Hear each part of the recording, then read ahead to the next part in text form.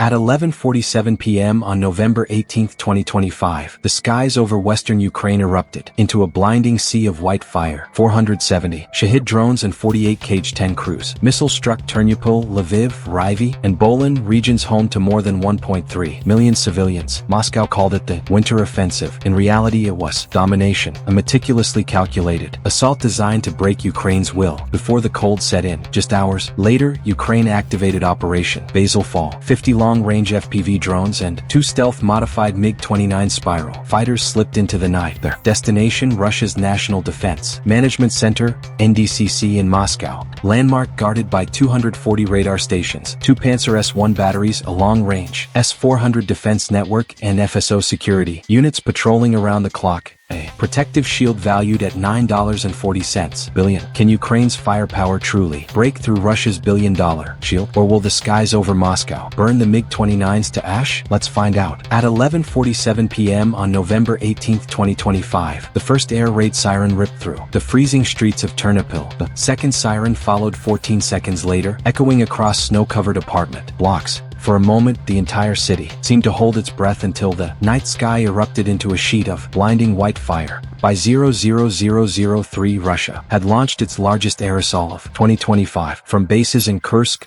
Smolensk, and occupied Crimea. Waves of 470 Shahid-136 and Shahid-131 drones rose like a swarm of mechanical locusts. Behind them, 48 Kh-10 cruise missiles, each weighing over 1,800 pounds and capable of flying 700 km, penetrated Ukrainian airspace. In total, more than $218 million US worth of explosives was now plunging toward the western regions. Ukraine's air defense network reacted instantly. Patriot, NASAMS, Iris-T, and Mobile Stugna teams shot down wave after wave, intercepting nearly 80% of the incoming drones. But even the most advanced systems could not hold back sheer volume. 9 Kh-10 missiles broke through the defensive wall. The first impact struck Respublika Avenue in Ternopil at 12:47 a.m. A 12-story residential block, home to 148 families, collapsed in under 6 seconds, sending a 90 m high pillar of dust into the sky. Firefighters later said they heard multiple children crying under the concrete before the flame swallowed everything. Within minutes, 7 regions, Lviv, Ternopil, Rivne, Vololin, Ivano, Franky, Klinitsky, and Zakarpattia reported blackouts. 14 substations, 58 high-voltage transformers, and nearly 420 kilometers of transmission lines were knocked offline. More than 1.3 million Ukrainian civilians were plunged into darkness as temperatures hovered at -4°C. By 2:11 a.m. the toll was undeniable. 16 civilians dead, including 5 children, more than 60 injured. Entire neighborhoods in Ternopil reduced to twisted steel and ash. Across Kharkiv, secondary strikes tore apart courtyards, ignited gas pipelines, and set parked cars ablaze. When dawn arrived, smoke curled over the snow, rising like a silent accusation. Ukraine had endured the blow, but the message of the night could not be mistaken. Something must answer this, and soon. At 5:20 a.m. on November 19, 2025, the dust and smoke over Kharkiv were still so dense that the sky looked smothered as the order was issued from deep beneath Kiev. Inside a hardened command bunker buried under 40 meters of reinforced concrete, President Vladimir Zelensky stood surrounded by senior generals, intelligence directors, and Ukraine's top UAV engineers. Around them, the screens flickered with devastation, collapsed maternity wards, power outages across 7 western regions, and more than 112,000 civilians packed into emergency shelters as temperatures dropped to -4°C. The silence finally broke when Commander-in-Chief Alexander Syrskyi delivered words as sharp as a blade, cutting through the bunker. Activate Operation Basilfall. This would be Ukraine's answer. Precise, psychological, and brutally unforgiving. The operation had 2 primary strike elements: 50 long-range FPV attack drones, each armed with a 40 pounds fragmentation warhead and capable of flying 820 kilometers. Their mission: neutralize Moscow's outer air defense ring, overwhelm its radars, and blind the capital's early warning systems. 2 MiG-29 Spiral variants waited on an underground runway near Vinnytsia. Their wings reflecting dim red lights like blades about to leave their sheets, was loaded with a pair of Active-Egg-guided R-77S and Kh-31P anti-radiation missiles, a firepower package worth nearly $48 million. For 19 months they had been rebuilt in top-secret workshops, coated in stealth polymers, fitted with infrared dampening systems, and integrated with digital camouflage that reduced their detection signature by 87%. Primary target: the National Defense Management Center, NDCC, one of Russia's most advanced military command and control structures, engineered as the war brain of Moscow, making it the untouchable symbol at the capital's center. The site was shielded by more than 240 radar stations, 2 Panzer S-1 batteries, a surrounding S-400 long-range surveillance network, and FSO security forces patrolling 24/7. Moscow's defensive ring carried a price tag of $9.4 billion. Kiev intended to pierce this ring using jets worth under $13.3 million and drones worth a total of $1.3 million. A plan built on speed, stealth, and the shock of a sudden breach that the massive system would not have time to counter. Before takeoff, a mechanic painted a white spear emblem on both MiGs. UAV operators conducted their final checks. The pilots saluted one another in silence. The bunker lights dimmed. Ukraine's retaliation had taken shape, cold, deliberate, and already in motion. Do you think Russia's air defenses can crush 2 MiG-29s, or will this be the spark that ignites a new kind of war? At 5:31 a.m. at Franzenskaya Embankment in Moscow, Ukraine's first wave of retaliation rose out of the darkness. Over the skies of Bryan's Obelisk, 50 long-range FPV attack drones split into 5 staggered formations, each flying just 42 meters above the frozen treetops. Their engines were so quiet that Russia's acoustic sensors classified them as background noise. Seconds later, they crossed the invisible boundary into Russian airspace. At 5:33 a.m., the outer edge of Moscow's air defense ring detected multiple low-altitude anomalies. Operators of the 2nd Air Defense Division labeled them as weather interference until the anomalies changed speed. What followed was escalating chaos, tightening with every passing second. Alarms erupted. Then the command was issued: engage, fire at will. The Panzer S-1 batteries east of Mogisk fired the first volley. 32 missiles worth $1.90 million tore through the night sky. 20 Ukrainian drones were destroyed, instantly breaking apart into clouds of debris that rained down over the tree.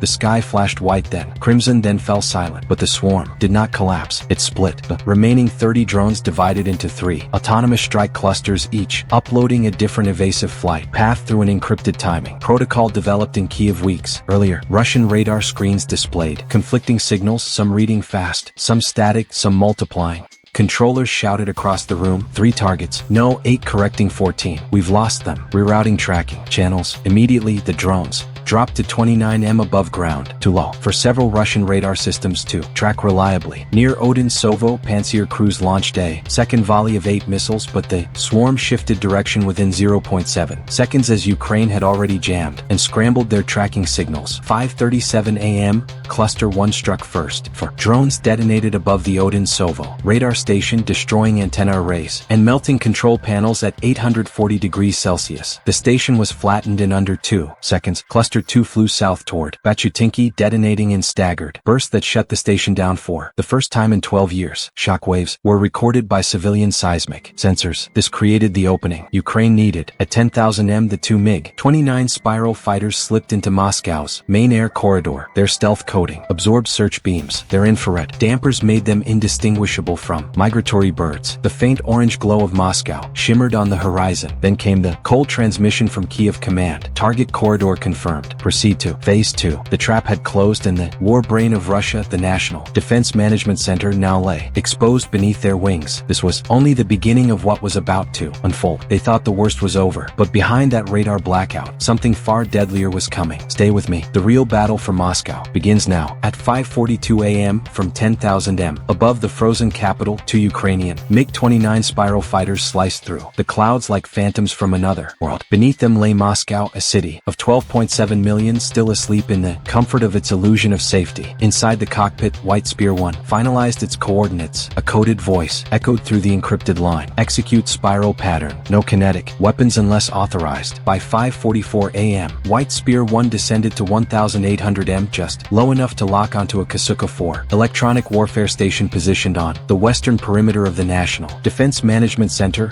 NDCC, the heart of Russia's military command. 1 Kh-31P anti-radiation missile launched with a roar that tore through the snowstorm. It struck dead center. The explosion surged to 1,180 degrees C, vaporizing steel conduits and collapsing 2 underground levels of the EW complex that shielded the NDCC from hostile targeting. Pressure wave hammered the Moscow River embankment, shattering more than 4,000 windows across 3 adjacent government buildings. Seconds later, White Spear 2 initiated the second strike, fired 2 R-77 air-to-surface missiles toward NDCC's subterranean reserve reserve command tier. 2. A hardened backup node camouflaged for decades as a utilities hub beneath the complex's eastern service wing. Reality, it functioned as a fuel, reserve, data vault, and mobile command bunker in case the main center was hit. Both missiles hit their targets within 0.6 seconds. The impact ignited 46,000 L of refined fuel and ruptured a reinforced data tunnel, generating a shock wave that blasted debris, concrete, dust, wiring, and chunks of rebar into a spiraling column rising 60 m into the air. The NDCC exterior shell was not the primary target, but the blast scorched its monolithic facade and sent fragments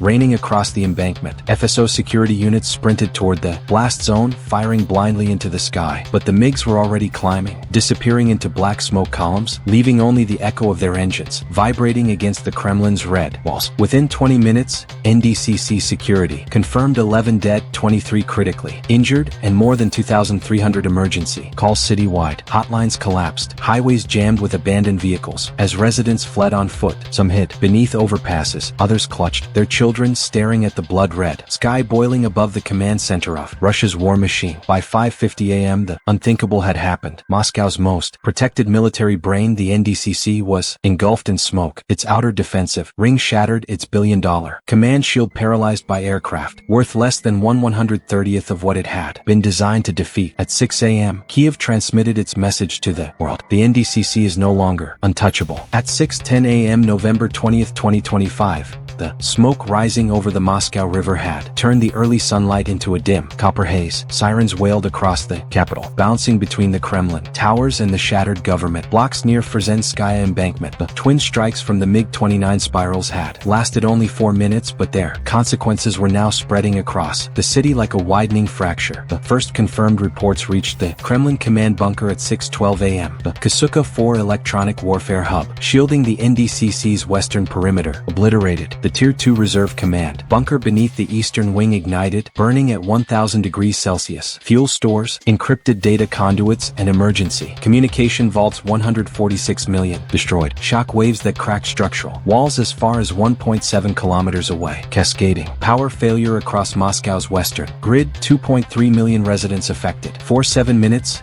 every FSO tactical radio returned nothing but static. By 6:19 a.m., the full extent of the breakdown came into focus. 3 emergency response centers were offline. 2 Moscow metro lines stalled between stations, trapping more than 1,800 passengers in darkness. The fire suppression system inside the Kremlin archival corridors overloaded and flooded the lower hallways with 9,000 L of suppressant foam. Mobile networks collapsed across 5 districts, silencing 820,000 phones in minutes. Outside, panic spread in waves. Parents carried children through ash-filled air. Police rerouted traffic blindly through intersections with dead radios. Fire teams dragged hoses across shattered pavements still glowing from the heat of burning fuel caches beneath the NDCC service tunnels. At 6:27 a.m., President Vladimir Putin convened what would become the shortest emergency defense meeting in years. The generals had no stable telemetry, no unified radar picture, no active satellite link to the Western Military District. The defense minister's first sentence froze the room. We have lost visual on the enemy. We cannot confirm if they are returning. For the first time in modern history, the Kremlin could not guarantee the integrity of its own airspace. International reaction arrived rapidly. NATO's early warning centers in Brussels, Warsaw, and Talon logged the strike, but issued no condemnation. The United States quietly signaled readiness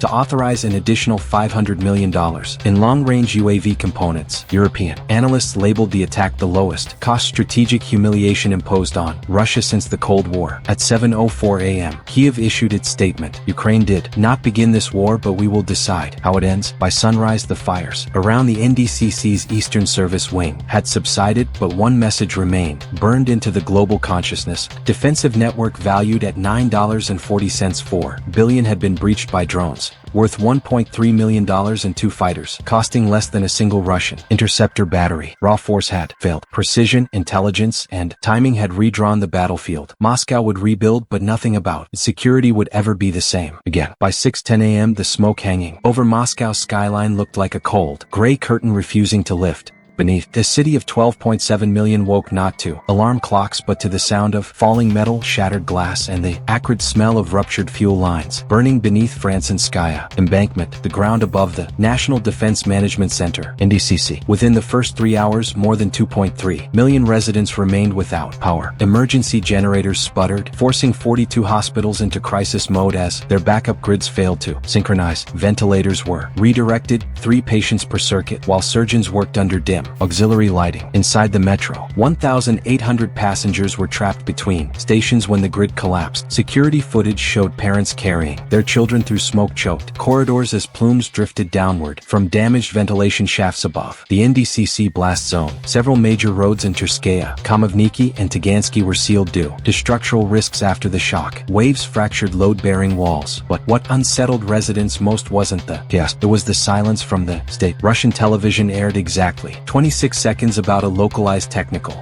incident near a government facility. Yet social media overflowed with footage of black smoke rising over the river, of crowds sprinting across foot bridges, of police attempting to coordinate with radios that emitted only static. Messages appeared in family group chats across the capital. The NDCC was hit. The capital isn't protected. Are we safe at all? By 6:32 a.m. police logged over 280 traffic collisions caused by panic. Cafes and grocery stores opened late as workers avoided streets coated in ash, glass splinters, and burned insulation blown out from emergency tunnels beneath the NDCC. For years, Moscow believed it was untouchable, armored by radars, missiles, and myths of invulnerability. But that morning, beneath the frozen haze and the smell of burning circuitry, the city felt something it had not experienced in a generation. Fear had returned to the capital, and this time, it was justified. At 7:04 a.m., while rescue teams still battled fires around Francenskaya embankment, a quieter but far more devastating event struck. The Kremlin lost power for 42 seconds.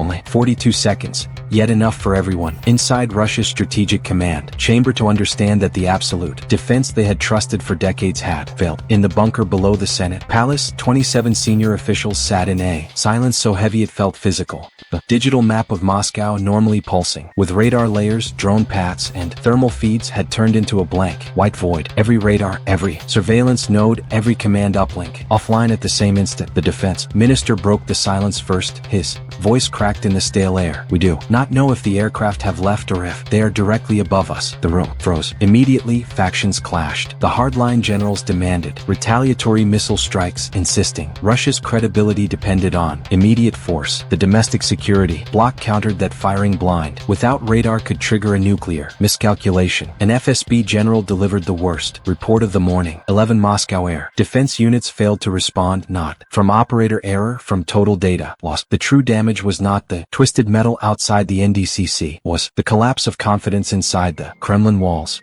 A leaked internal memo circulated minutes later. A $9.4 billion defensive ring was defeated by $1.30 million in drones and 2 aircraft, valued at $13.3 million.